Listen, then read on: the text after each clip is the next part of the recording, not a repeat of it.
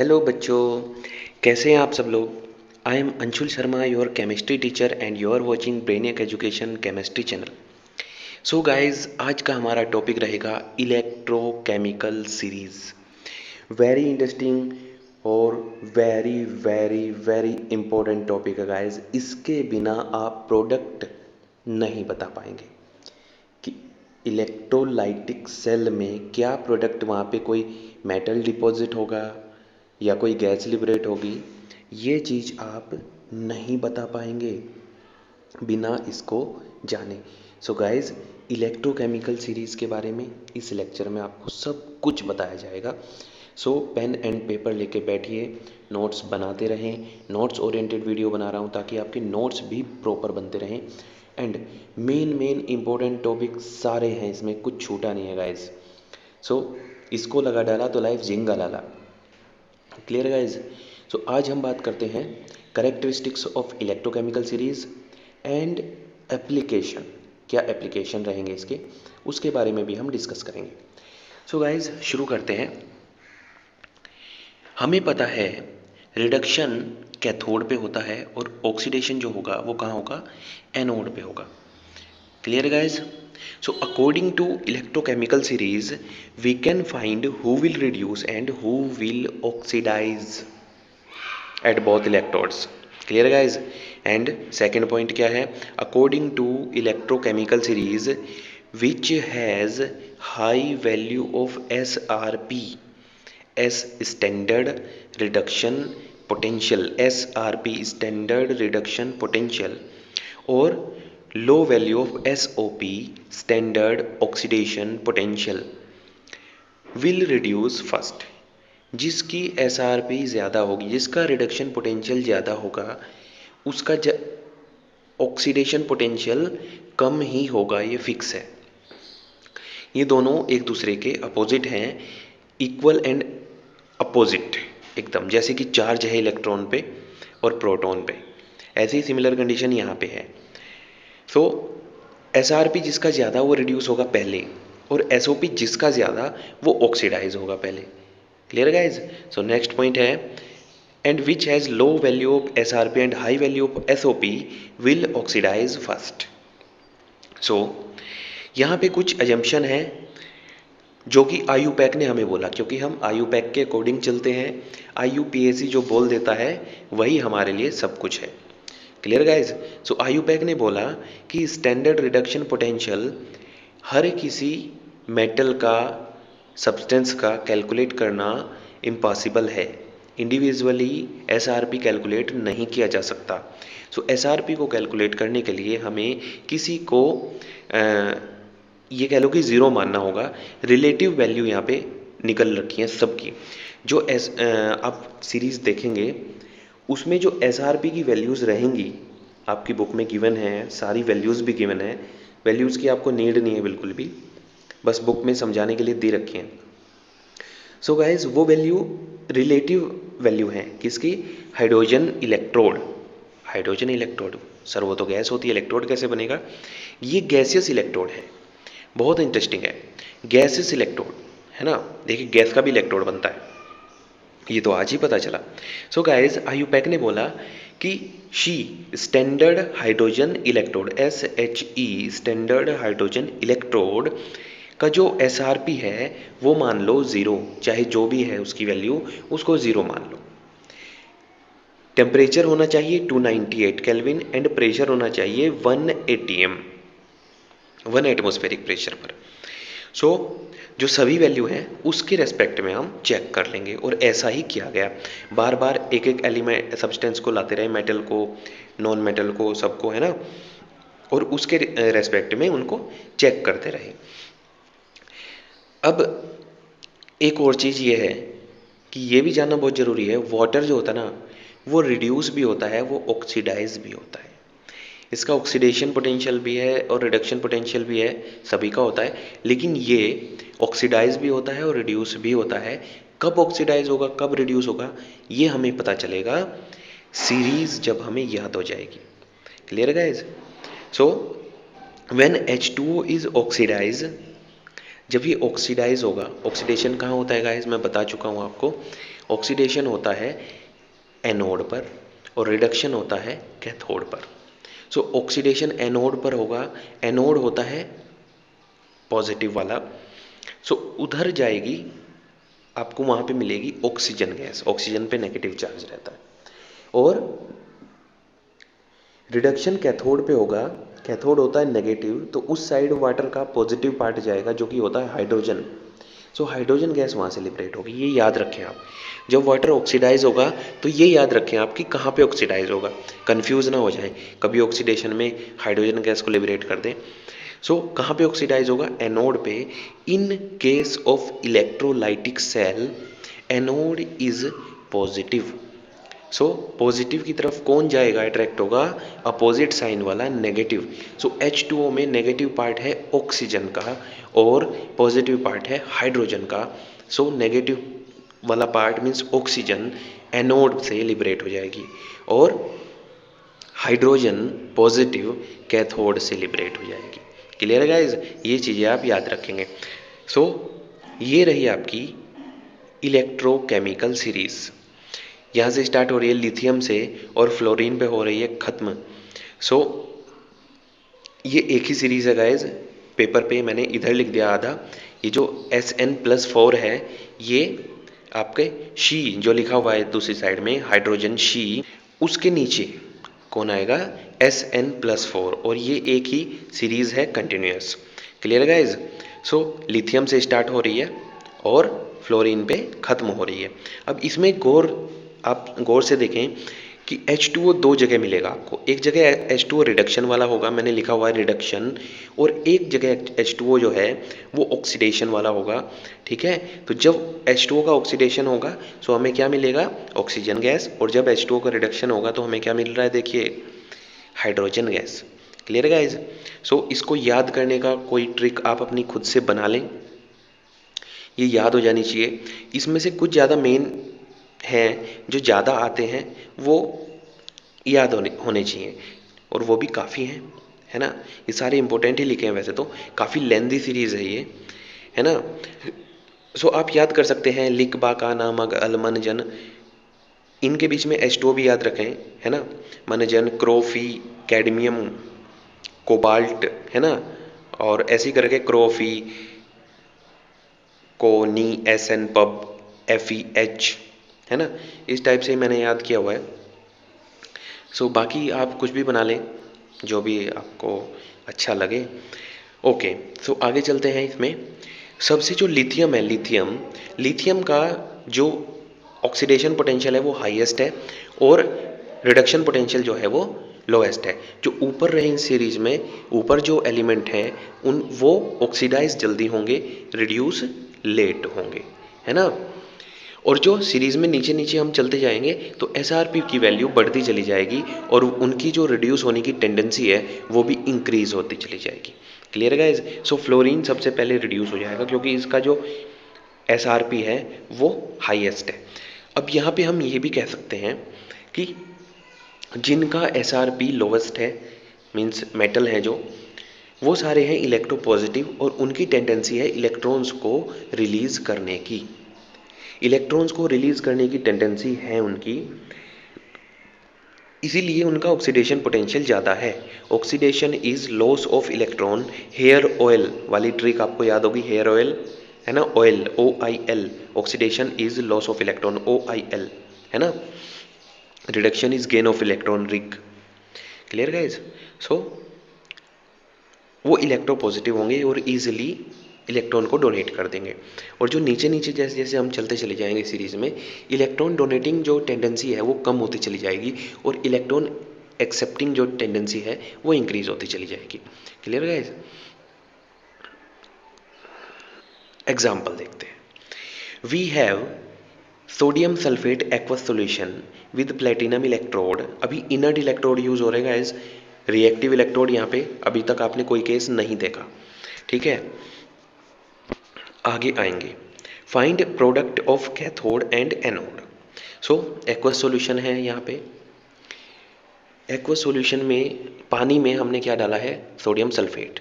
किस फॉर्म में रहेगा गाइस, आयंस की फॉर्म में रहेगा, कैटायन बनेगा, एनायन बनेगा। सो कैटायन किधर जाएगा, माइनस की तरफ, और एनायन किधर जाएगा, प्लस की तरफ, जाहिर सी बात है। सो यहाँ पे Na2SO4 के सॉल्यूशन में कैटायन कौन होगा और एनायन कौन कौन होगा, क्या आप बता सकते हैं?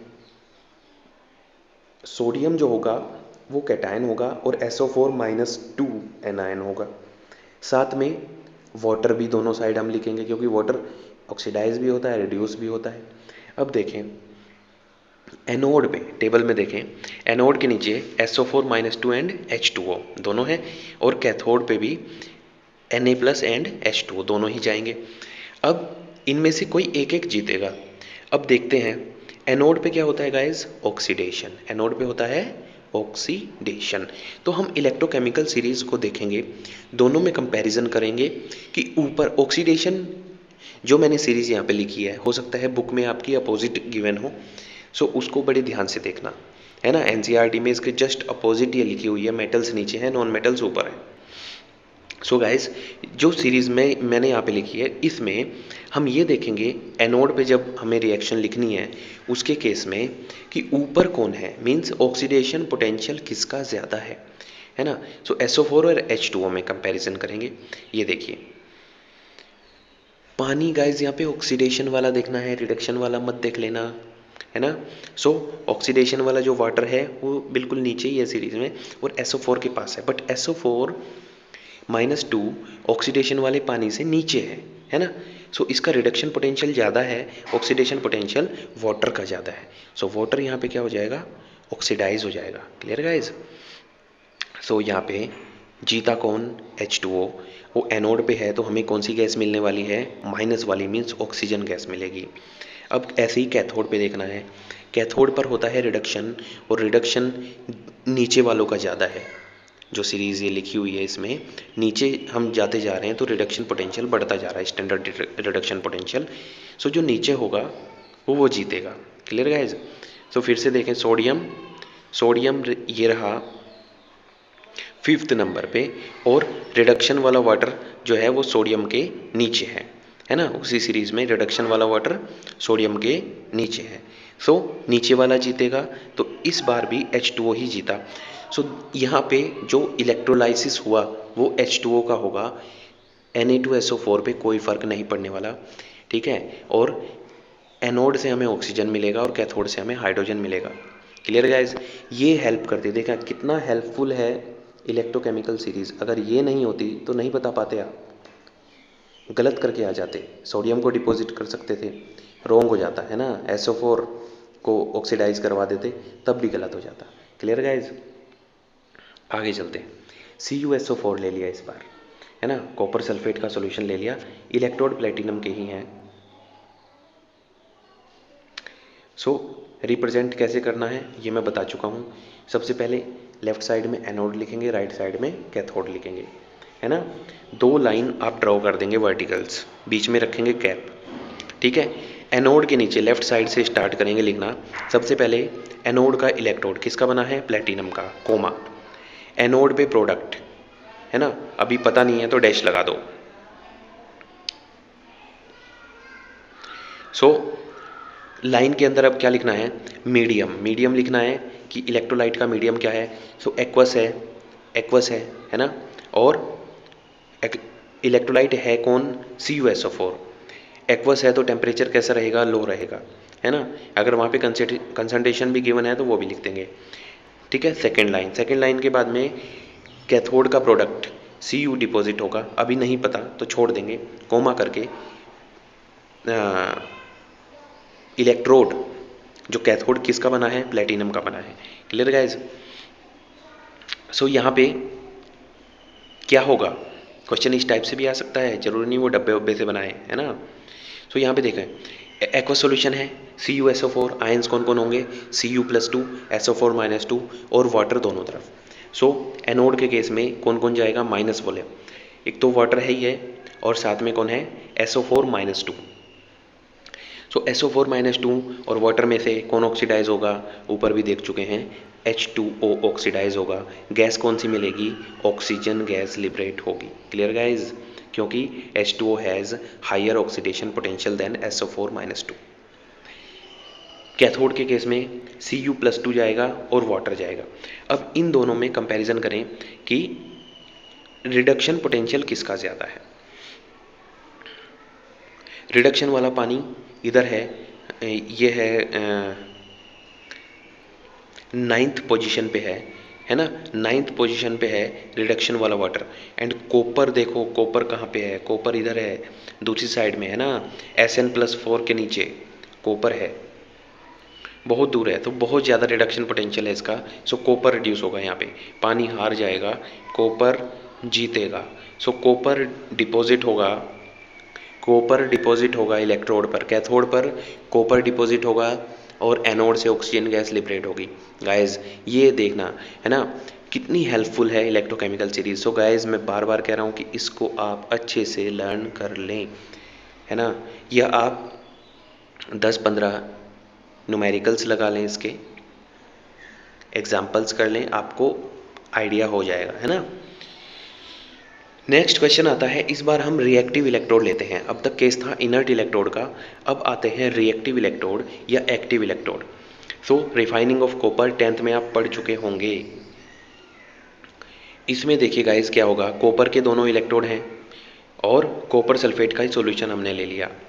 सो यहाँ पे होने वाला क्या है, एनोड की तरफ खुद कॉपर भी जाएगा, खुद कॉपर क्योंकि एक्टिव है तो वो पार्टिसिपेट करेगा, है ना, और वाटर भी जाएगा, एक्वस सॉल्यूशन लिया है, और SO4-2 इस बार हो गए 3।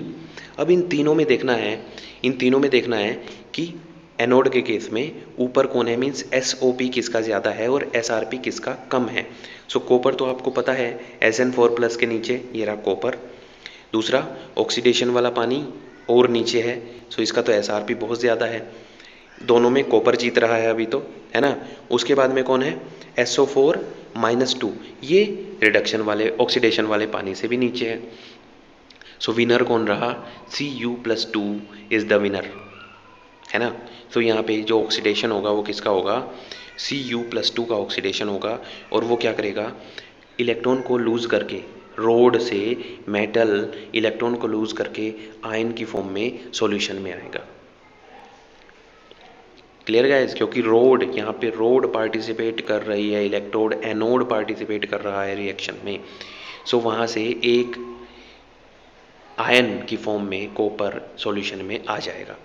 अब बात करते हैं कैथोड पर क्या होगा। कैथोड पर खुद कॉपर पार्टिसिपेट कर रहा है क्योंकि कॉपर एक्टिव है ना, और Cu आयन तो एक ही बात हो गई, है ना, Cu तो एक ही बात हो गई, और साथ में H2O। तो कॉपर और H2O में कौन विनर होगा रिडक्शन में, जो सीरीज़ में नीचे होगा, या SRP जिसका ज़्यादा होगा। तो सीरीज़ को देखते हैं, सीरीज़ में रिडक्शन वाला वाटर 9th पोजीशन पे है ना, और कॉपर जो है ना उससे बहुत नीचे है ना, Sn4+ के नीचे देखो Cu+2 लिखा हुआ है। सो ये रिडक्शन वाले पानी से बहुत नीचे है, इसका SRP बहुत ज़्यादा है as compare to water. So guys यहाँ पे भी जो विनर होगा वो कौन होगा, कॉपर ही होगा, है ना। सो Cu+2 यहाँ पे 2 इलेक्ट्रॉन लेके क्या हो जाएगा, डिपॉजिट हो जाएगा। तो इसी टाइप से क्या होती है ना, रिफाइनिंग होती है इसकी। जो थिक, आपको जो इसमें जो थिक एनोड ज़्यादा थिक है और कैथोड मैंने स्ट्रिप ली है, पतली सी एकदम थिन, है ना। सो यहाँ से क्या होता रहेगा, एनोड डिके होती रहेगी और कैथोड जो है वो उस पर मेटल जो है ना डिपॉजिट होता रहेगा, और एनोड मट नीचे बैठता रहेगा जिसमें प्रीसियस मेटल होते हैं, है ना, गोल्ड होता है, सिल्वर होता है, प्लेटिनम होता है, उसको फेंकते नहीं हम। Clear guys. सो अब बात करते हैं note. Electrolytic refining process is use to get almost 100% pure metal, 99.95%। It is use when impurity is approx 2 और 3%। अगर मेटल में इम्प्योरिटी 2 या 3% है तब इलेक्ट्रोलाइसिस प्रोसेस यूज़ करना है, अगर उससे ज़्यादा इम्प्योरिटी है तो फिर हम और कोई मेथड यूज़ करेंगे, ये नहीं करेंगे, है ना। Impure road must be connected with positive terminal of battery. Impure road को हमेशा एनोड ही बनाना है, अगर आपने उसको कैथोड बना दिया तो प्रोसेस उल्टा हो जाएगा, है ना, प्योर मेटल भी इम्प्योर में मिक्स हो जाएगा। Clear guys.